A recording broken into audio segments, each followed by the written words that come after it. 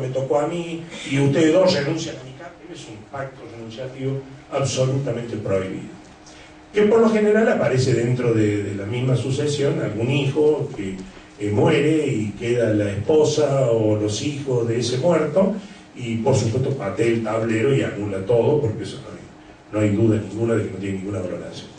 Esa es la primera forma de defender la legítima. Después, la segunda es la imposibilidad de poner, o la privación de efectos absolutos de todo lo que sea condicionamiento al efectivo goce de la legítima por parte de los herederos.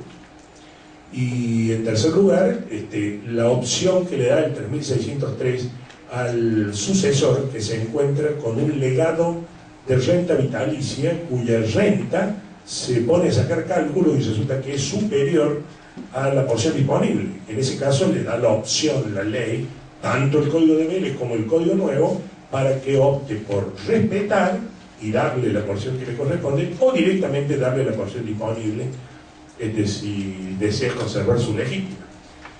Y después están las tres acciones fundamentales para el recuerdo de ustedes, que son la acción de rescisión, la acción de preterición, digo recuerdo de la época de estudiante, y la acción de reducción a la que he hecho referencia recién. La acción de rescisión, frente a esto que decíamos del pacto por partición entre el ascendiente y sus descendientes, del 3514, que está autorizado, como dije recién, y entonces, ojo, con respecto a todos estos pactos, no confundir con el pacto de uso y goce del bien heredado, que eso lo puedo hacer, pero siempre después de la muerte del causante.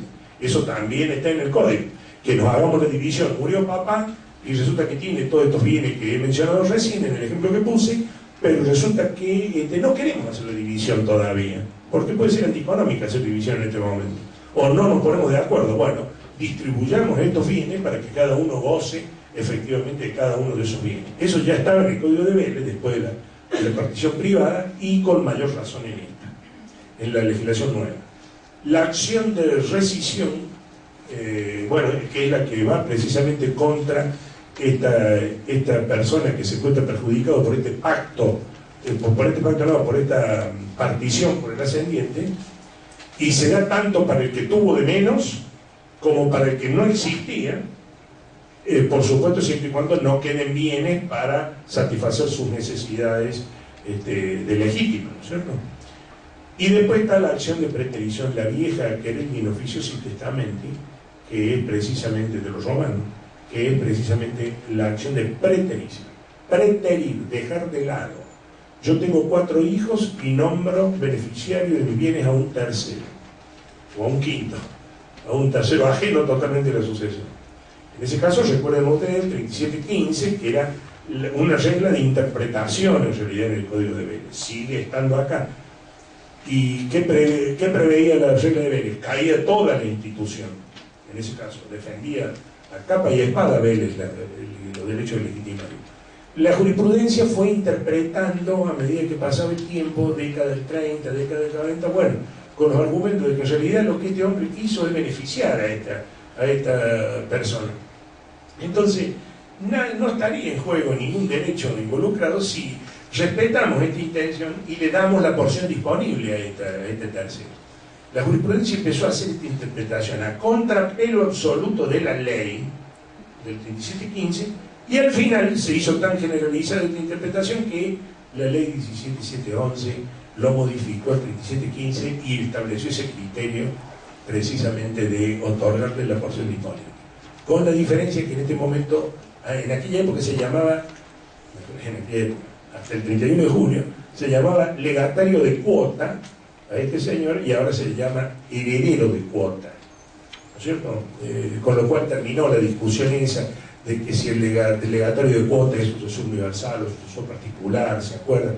Que ustedes estudiaron en la facultad, eso quedó en el olvido y además tiene poca práctica. Y después estaría, frente a estas acciones, estaría la excepción a la intangibilidad de la legítima, que no se aplicó nunca en el país. Yo por lo menos no vi nunca que se aplicara, y por ese motivo tampoco hay artículos que hablen sobre el tema, pero que era una disposición sabia de la 14.394, ¿se acuerdan de esa ley? Era la ley ómnibus, que en aquel momento fue un escándalo porque fue votada en la época del peronismo, al final del peronismo, ya cuando el peronismo estaba enfrentado con la iglesia y se armó ese bochinchón del año 54 y 55. No solamente con la iglesia, sino que se vivía un enfrentamiento serio.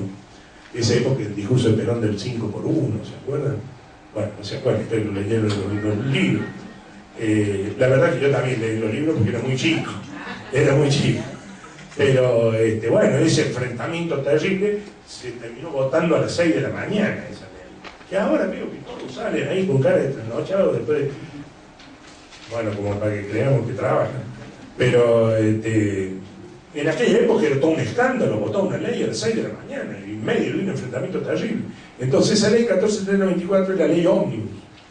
Se le dijo ley ómnibus porque es la que empieza con, por ejemplo, los derechos de la minoridad en el artículo 31, bien de familia en el artículo 49, y entre medio de todo eso, como decía el gran profesor Valdés, que para ponerse de pie, el gran profesor Horacio Valdés, que no alcanzó a ser profesor mío, sino de la generación de mi padre, profesor de Derechos Reales en la universidad, lo más grande que ha tenido la Universidad Nacional de Córdoba. Y fíjense, perdónenme una anécdotita. Un día tuve yo un problema, tenía 27, 28 años, yo estaba recién recibido, tuve un problema con una fianza. Y me dice mi padre, ¿y por qué no lo consultaba Horacio Valdés? Vivía ahí cruzando la calle de mi viejo. ¿Por qué no lo consultaba Horacio? Mi padre era abogado. ¿Por qué no lo consultaba don Horacio? Horacio, le digo, anda, fui y le toqué el timbre. Me atendió así, usted hijo de así. Bueno, ¿y saben qué estaba haciendo? Tenía ya casi 90 años. Estaba, doctor, le digo, ¿qué está haciendo ahí con ese libro tan viejo? Estoy estudiando la 8ª partida. Todavía estudiaba. 3 piezas de libros. Era una cosa impresionante la cabeza de ese hombre. Y me acuerdo que le cuento el caso y me encierro los ojitos y me dice, su caso fue resuelto por el Tribunal Superior en el año 37. A ver, venga, acompáñeme. Y entramos a caminar por las piezas y me dice, allí me mesa el viejito, y dice, apenas camina, allí me mete esa escalerita, un poco la escalerita, lo tenía yo, saco el tomo, me ojea así y me dice, acá está el caso suyo. Mire lo que era Horacio Valdés. Bueno, y Horacio Valdés tenía una frase que él decía, bueno, y la ley 14.394, en aquella época había una lucha bárbara entre divorcio y antidivorcio, y decía, la ley 14.394 decía, termino buzarrón así, decía, después del punto y coma, el divorcio, decía. Porque es verdad, después del punto y coma del artículo 31, autorizaba a la pareja al divorcio. Y en el afán de pegarle cachetadas a la iglesia por parte del peronismo de todas formas. Hacía algunas semanas atrás había reglamentado la prostitución, es decir, todo lo que molestaba se llegaba, que después Perón mismo reconoció que había sido un enorme error ese tema. Pero medio en chiste dijo que la carne de obispo era indigesta, diciendo, no hay que meterse con esas cosas. Bueno, pero esa ley establecía el artículo 51, 52 y 53, ya lo veo medio cansado. ¿Qué era ese artículo 51, 52 y 53? La posibilidad de pedir la indivisión. ¿Quién la podía pedir? 51, el causante. Señor juez, tengo hijos menores, van a dilapidar todo lo que yo he hecho durante toda mi vida. Entonces, le trababa la indisponibilidad, la indivisión, no se podía dividir hasta que tengan mayores de edad. Por supuesto, no podía ser por más de 10 años, y el juez podía analizar esa situación en cualquier momento a pedido de alguno de los herederos. El 52, los herederos podían hacer un pedido de indivisión y si todos estaban de acuerdo, lograr la indivisión. Y el tercero, el cónyuge. Ahora, ¿cómo lo ha perfilado el Código Nuevo? El cónyuge tiene esa posibilidad cuando él ha intervenido en la iniciación o en la formación de ese establecimiento comercial, industrial y demás que conforma la unidad económica. Cuidado que un consultorio neurológico de alto nivel de sofisticación técnica puede ser una unidad económica. ¿Me entiende? Y el hijo que contribuyó a la formación de eso con su padre y que es heredero del nombre y de la profesión, puede solicitar también la situación preferencial, la adjudicación de ese bien. ¿Entienden? O sea que guarda con esto que uno dice, esta no se aplica, no, cuidado, en cualquier momento se puede abrir posibilidad de aplicación. Bueno, esto, 2330, 2331 y 32. Y otra variación con respecto a la aceptación forzosa, que medio a la rápida la dije al principio, pero no les especifique. Le dije la aceptación expresa, el plazo de los 20 años se redució a 10. La aceptación puede ser expreso tácita, está claro, pero también está la forzosa del 2331, con la diferencia que la aceptación forzosa, que es lo que da lugar a la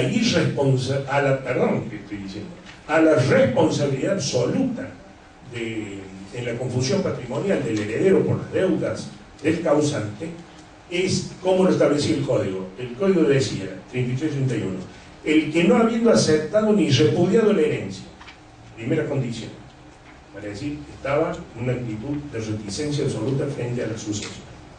Ocultare bienes, habiendo otros herederos, y ahí están las tres condiciones. La segunda es la acción, ocultar bienes del inventario, y la tercera es habiendo otros coherederos, porque era protección exclusiva a los coherederos. En este momento, eso se ha levantado, existe la forzosa, pero solamente con la acción.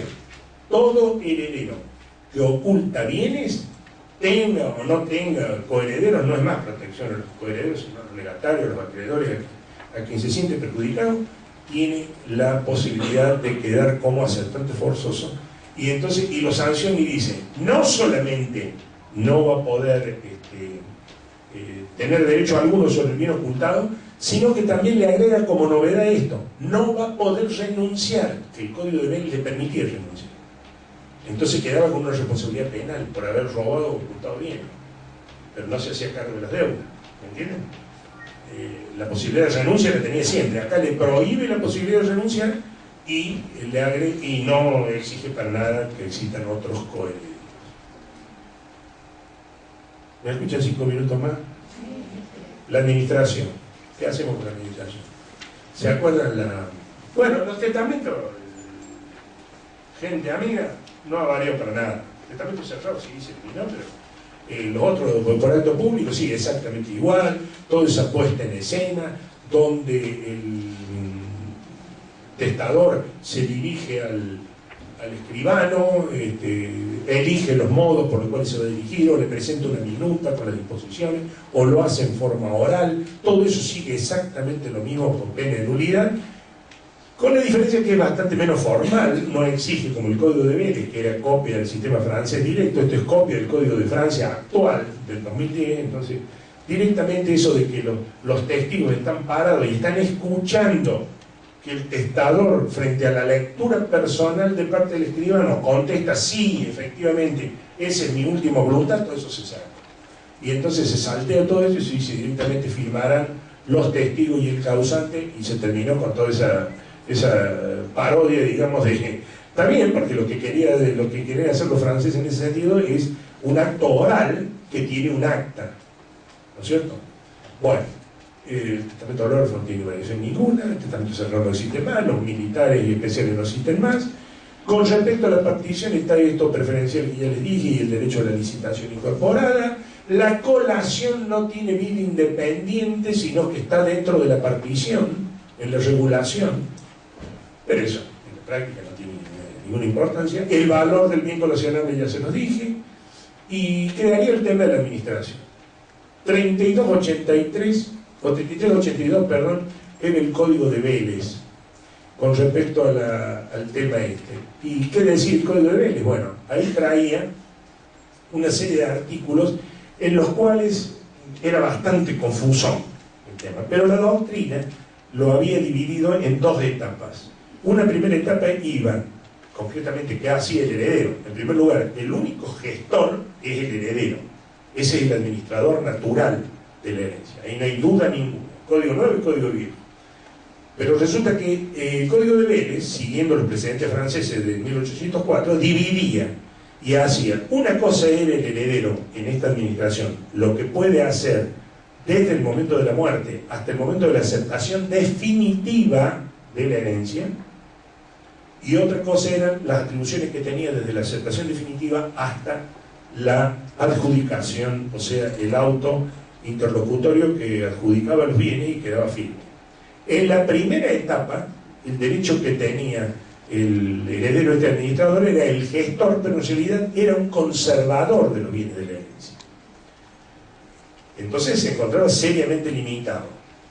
Por supuesto era responsable, tenía que ofrecer fianza de su administración y demás. No tenía derecho el heredero a remuneración de ningún tipo, porque se partía de la base que estaba administrando cosa propia. La segunda etapa ya no es un conservador de los bienes de la herencia, sino un liquidador. Entonces ahí es cuando se establecen las limitaciones con respecto a los bienes perecederos, que deberán ser bienes perecederos y que el causante tenía como destino la venta, van a poder ser vendidos.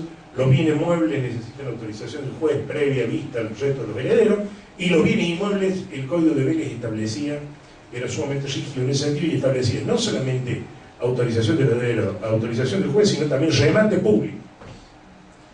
Eso del remate público enseguida los abogados lo liquidan con ese tema, porque claro, un remate público, si al revés, va a sacar menos, era como para garantizar el precio del inmueble, en el caso de inmuebles.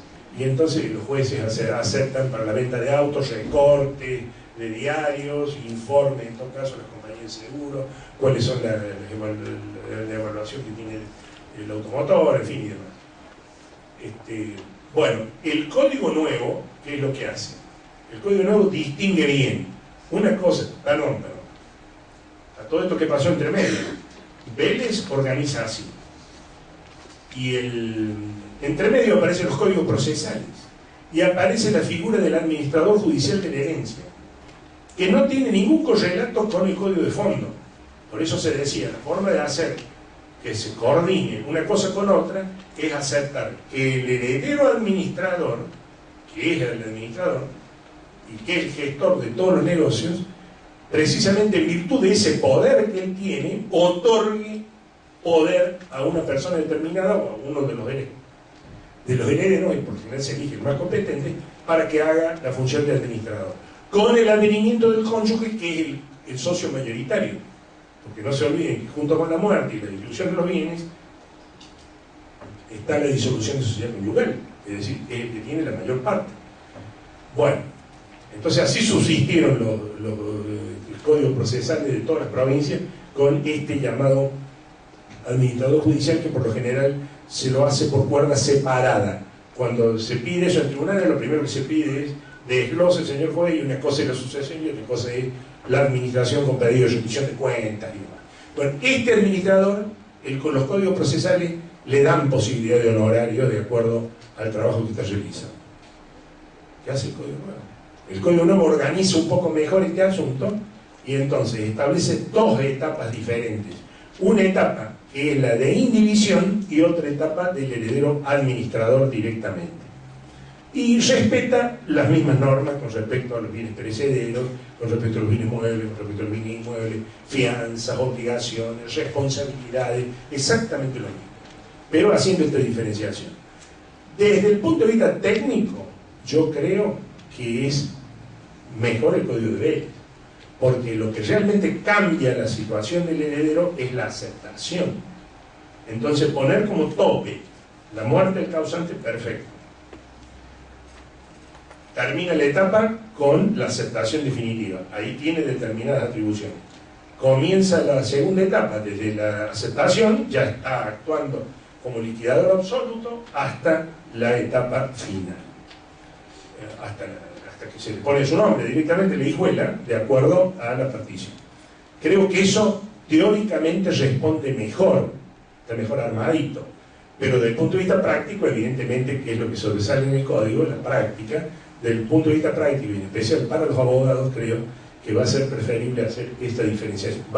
No tiene más remedio, por otro lado, pero es mejor esa división, ¿no es cierto?, entre la etapa extrajudicial de la inhibición, que cualquier heredero puede administrar y que se ponen determinadas limitaciones, al proceso sucesorio, que es ahí donde dice, bueno, un momento, ¿van a nombrar administrador o no? Según la complejidad de las cuestiones. ¿Quieren nombrarlo? Bueno, tienen que seguir todas estas pautas. Y ya han aparecido las primeras críticas. ¿Por qué esta pauta? Esta pauta está exagerada y tiene razón. ¿Por qué? Porque el código acá se ha convertido medio en un código procesal y ha invadido la jurisdicción de las provincias en materia procesal. Por eso la importancia que ustedes dicen, bueno, sí, ahora estamos saliendo del paso en este asunto del divorcio y demás, del artículo 7 que hablamos, pero ojo que tienen otra problemática, que van a tener que adecuar el Código Procesal de Catamarca, como lo está adecuando el Código Procesal de Córdoba, a la transcripción, porque no se le va a pedir que opine, ¿me entienden? Sino a la transcripción de toda esa regulación del nombramiento de las audiencias. Todo lo pone acá como si fuese un código procesal. Audiencia con el cónyuge, denuncia de los bienes, nombramiento del perito, bueno, eso para el perito, y si no, también audiencia con el cónyuge y los herederos y los acreedores y los legatarios para que nombren un administrador. Si no están muy de acuerdo, lo nombra la mayoría, y si no se te pone la mayoría, lo nombra el juez. En fin, toda esa sistemática la van a tener que copiar del código. Bueno, habría para seguir hablando otro rato, pero son pequeñas, pero lo que quiero que quede, dejarles en claro es que confíen en este libro quinto, porque no se va a tomar, en absoluto, porque tiene el aplauso de prácticamente toda la doctrina. La discusión que puede haber si la incineración puede ser. El otro día me llegó un libro importante que ha hecho la UCA, Universidad Católica Argentina de Buenos Aires, donde discrepan en algunos puntos, y inmediatamente me fui a la parte de familia y sucesiones. Bueno, familia es lo que estamos menos discutiendo todos, pero las sucesiones, bueno, discrepan por ejemplo por la desintegración, que si tendría que estar, que si no tendría que estar, pero es una cuestión, como ustedes se dan cuenta, absolutamente menor.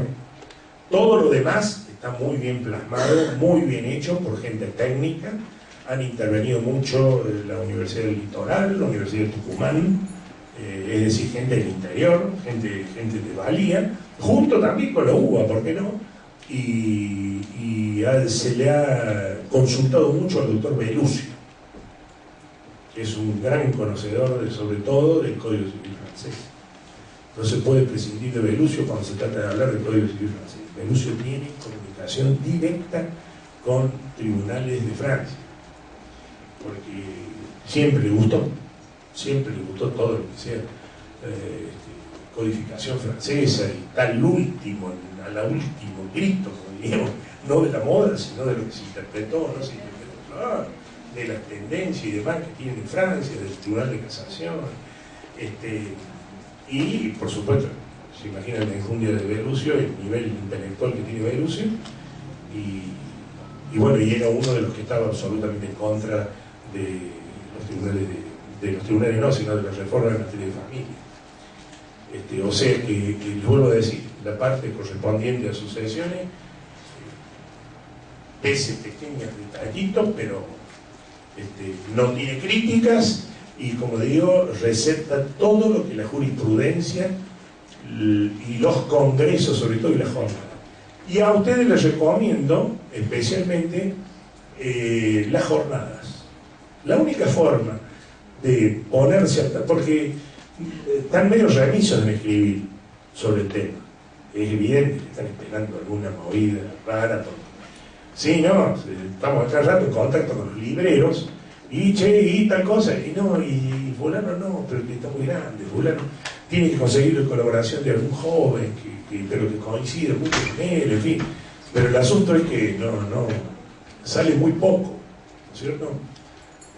Escrito y comentado sobre el tema, y como quiere que sea, empezó en vigencia ahora, pero ya lleva 2 años en los cuales ya está aprobado y se está conversando mucho sobre estos asuntos. La recomendación es asistir a las jornadas, tratar por todos los medios, o hacerse de las conclusiones de las jornadas, que eso es fácil hacerse, como forma de ir interpretando y viendo esto, ¿no? Porque Acá evidentemente va a tener que haber un codiguito, digo yo siempre, aparte, un codiguito interpretativo que el que van a hacer los jueces, ¿no es cierto? Y eso por lo general ha servido para la jornada. Fíjense, todas las reformas importantes, lo que se trató en las jornadas del 78, del 80 y del 81, por ejemplo, porque son cada 2 años las jornadas nacionales, son importantísimas para interpretar la ley 17711. Todo ese asunto de que ustedes estudian ahora, del asentimiento, si puede haber un asentimiento general anticipado, del 1276, 1277 en materia de familia, todo eso fue resuelto en jornadas. En jornadas donde tuvimos la suerte de tener cabezas de primerísimo nivel, la doctora, para nombrar mujeres, la doctora Méndez Costa, por ejemplo, que está ya con sus 92 años, una figura de la Universidad del Litoral, pero desde el punto de vista de mujeres yo creo que es la que ha logrado mayor nivel, ¿no es cierto? Y después Pérez La Sala, el Código Comentado de Salas, Guastavino, toda esa gente estaban en esa jornada y ellos son los que dijeron no al asentimiento general anticipado del 1276, al 77, a la interpretación de los límites del 1276, a los límites del mandato. Todo eso surgió en las jornadas estas de derecho civil que se dan a nivel nacional y que hay que tratar de acceder. Hoy en día no hay problema porque ustedes acceden perfectamente por vía de internet sin ningún problema. Bueno, ha sido un gusto conocerlos. Muchas gracias.